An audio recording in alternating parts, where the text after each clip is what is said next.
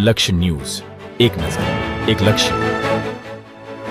અમદાવાદના નવા વાડજ વિસ્તારમાં આવેલી હિન્દી માધ્યમની ઉત્તમ શાળા Lioness Karnavati M H. Hindi higher secondary school ખાતે વિદ્યાર્થીઓમાં જાગૃતિ લાવવાના હેતુસર સાયબર સિક્યુરિટી તથા નશા નિવારણ વિષયક જ્ઞાનસભર કાર્યક્રમનું આયોજન કરવામાં આવ્યું હતું. આ કાર્યક્રમમાં મુખ્ય વક્તા તરીકે સાબરમતી જેલના નિવૃત્ત જેલર મહેશ કુમાર દવે ઉપસ્થિત રહ્યા હતા. તેમણે વિદ્યાર્થીઓને ડિજિટલ અરેસ્ટ, ઓનલાઈન ફ્રોડ સહિતની સાયબર ગુનાઓ અંગે વિગતવાર માહિતી આપી હતી. સાથે જ આવા ઠગાઈભર્યા બનાવોથી કેવી રીતે બચી શકાય તે અંગે સચેત કરી સોશિયલ મીડિયાના દુષ્ટ પ્રભાવોથી દૂર રહેવા તથા જીવનમાં હંમેશા સાવચેત અને સતર્ક રહેવાની મહત્વપૂર્ણ સલાહ આપી હતી. નશા નિવારણ વિષય પર માર્ગદર્શન આપતા દવેએ જણાવ્યું કે નશાની લત ઘણી વખત નાની શરૂઆતથી ધીમે ધીમે વિકસે છે અને અંતે વ્યક્તિ તેના ગુલામ બની જાય છે. વાસ્તવિક ઉદાહરણો સાથે તેમણે સમજાવ્યું કે નશાની લત યુવાનીને બરબાદ કરી નાખે છે અને અનેક યુવકોનું જીવન જેલની દિવાલોમાં પસાર થવા મજબૂર બની જાય છે. કાર્યક્રમ દરમિયાન વિદ્યાર્થીઓ દ્વારા પૂછાયેલા વિવિધ પ્રશ્નોના દવે સ્પષ્ટ, સચોટ અને પ્રેરણાદાયક જવાબો આપી ઉપયોગી માર્ગદર્શન પૂરું પાડ્યું હતું. સમગ્ર કાર્યક્રમ વિદ્યાર્થીઓ માટે અત્યંત અસરકારક, માર્ગદર્શનાત્મક અને પ્રેરણાદાયી સાબિત થયો હતો. આ પ્રસંગે દવે સાહેબની પત્ની શ્રીમતી ભારતી દવે, નિવૃત્ત શિક્ષિકા દ્વારા સરસ્વતી વંદનાનું સુમધુર ગાન કરવામાં આવ્યું હતું, જેના કારણે સમગ્ર વાતાવરણ ભાવવિભોર બની ગયું હતું. લક્ષ્ય ન્યૂઝ, સંજય નાયક. પોલીસ સ્ટેશનનો મોટો સિમ્બોલ હોય, આજુબાજુ બીજા બે ચાર આરોપીને હાથ કરી નાખી લટકાવેલા હોય, બીજા બે પોલીસ વાળા બાજુ ઊભામાં કંઈક સહી કરતા હોય, તમને એવું જ લાગે કે આ પોલીસ જ છે, કોઈ શંકા તમે ના કરી શકો. અને પછી તમને એમ કે તમને અમે ઓનલાઈન એરેસ્ટ કરીએ છીએ, અમારી પોલીસ તમને લેવા માટે આવે છે, ત્યાં સુધી તમે ઓનલાઈન લઈ લો, મોબાઈલ બંધ નહીં કરતા. એવા ઓછામાં ઓછા 500 જણા ગુજરાતમાં રોજ છેતરાય. મને તો નવે લાગે કે ભણેલા ગણેલા માણસો આવું કદાચ તમારા કોઈ વડીલ મને ફોન આવે કે હું ફલાણા પોલીસ અધિકારી બોલું છું, તો પહેલી વાત તો એ કે ફોન તરત કાપી નાખ, સરળ. બીજું એ નંબરને બ્લોક કરી નાખ. ત્રીજું એવું લાગે તો તમારો ફોન સ્વિચ ઓફ કરી નાખો 2 કલાક માટે, 2 દિવસ માટે. એવું લાગે તો સિમ કાર્ડ બદલી નાખ. કોઈ વ્યક્તિ ક્યારે ડિજિટલ એરેસ્ટ કરી શકે નહીં. જઈશું અને બેબીની બાબાનું આગમન થાય આખા ઘરમાં ખુશી ખુશી ખુશી, બેબી આવીને બાબો આવ્યો. અને તમને તમારા આગમન પછી તમારા પપ્પા મમ્મી હોય ને એની તમામ ખુશીઓ તમારામાં કેન્દ્રિત કરી નાખે. એની બધી ખુશીઓનું બાષ્પીભવન થઈ જાય કે મારા બાળકોને શું ગમે, મારા બાળકો માટે શું કરીએ. આવડા હોય ને વિડીયોગ્રાફી, ફોટોગ્રાફી, કપડાં, બૂટ ને ચપ્પલ ને બધું એના માટે શક્તિ ન હોય તો લોન લઈને પણ બાળકોની ઈચ્છા પૂરી કરવાની. અને એવા બાળકો 25 વર્ષના થઈ અને ડ્રગ્સના કેસમાં જેલમાં જાય અને કા ડ્રગ લઈને હાજર ઘરે આવીને પપ્પા મમ્મીને સામે હાથ ઉપાડે કે ગાળો બોલે.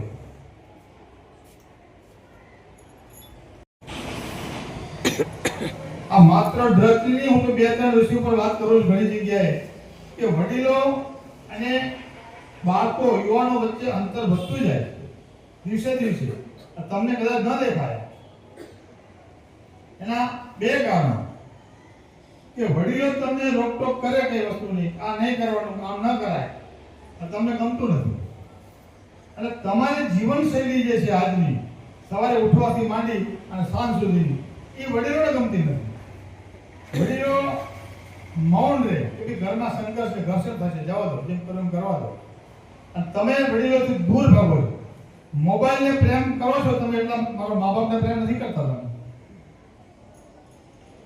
મોબાઈલ તો ક્રાંતિ દુનિયામાં દેશમાં લાવી છે. ઇન્ટરનેટ અને મોબાઈલને સલામ કરવું પડે, પણ એનો દુરુપયોગ જે આજના યુવાન યુવતીઓ કરે છે, ભગવાન માફ કરે, એટલી ખરાબ પોઝિશન છે મોબાઈલના, ઇન્ટરનેટના યુગની કે એ મોબાઈલમાં તમે જેટલો સમય દરરોજનો પસાર કરો છો, એટલો સમય સારા પુસ્તકો વાંચવામાં પસાર કરો તો તમે યુપીએસસી પરીક્ષા પાસ કરી શકો, આઈએએસ ને આઈપીએસ બની શકો. 1 વર્ષની અંદર લગભગ 80 કરોડ રૂપિયા ગુજરાતમાંથી સાયબર ફ્રોડમાં ઓનલાઈન ચીટિંગ થઈ છે. એમાં સૌથી વધુ થયા છે ડિજિટલ એરેસ્ટ. તો ખાસ સાંભળજો અને તમારા વડીલોને કહેજો, એક કે બેનો જોકા ખાઈ ઉજાગરો છે.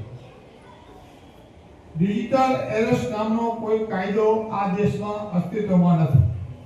તમે ગુનો કર્યો હોય ચાહે ન કર્યો હોય, કોઈ પોલીસ અધિકારી, કોઈ સીબીઆઈ અધિકારી, કોઈ આર્મીનો અધિકારી કે કોઈ કસ્ટમ અધિકારી તમને ફોન કરી જ ન શકે પહેલી વાત તો.